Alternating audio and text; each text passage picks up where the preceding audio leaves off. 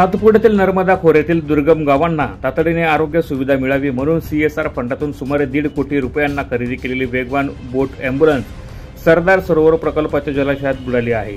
ही घटना नुकतीच घडली असून अँब्युलन्सला बाहेर काढण्यासाठी शर्थीचे प्रयत्न सुरू आहेत। गेल्या वर्षभरापासून ही बोट अँब्युलन्स रुग्णसेवेत होती।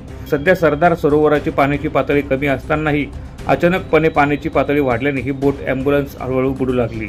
कर्मचाऱ्यांच्या लक्षात आल्यावर तिला वाचवण्याचे प्रयत्न झाले, परंतु ते अयशस्वी ठरले। आता क्रेनच्या साहाय्याने बोट बाहेर काढण्याचे काम सुरू आहे।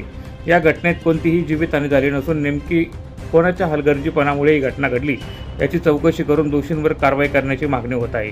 ही बोट अँब्युलन्स बुडाल्याने मणिबेली, चिमलखेडी, धनखेडी, गमन, सिंदुरी, डनेल, बामणी, मुखडी, अरेठी यांसारख्या अक्कलकुवा तालुक्यातील आणि गेंडा, भुशा, सावरिया, तिगर, माळ यांसारख्या धडगाव तालुक्यातील दुर्गम गावातील गंभीर व अत्यवस्थ रुग्णांना आरोग्य सुविधा मिळणे आता अवघड होणार आहे।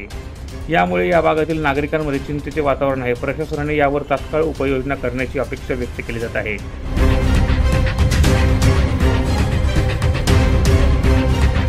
प्रतिनिधी प्रवीण चव्हाण, माझा महाराष्ट्र न्यूज, नंदुरबार।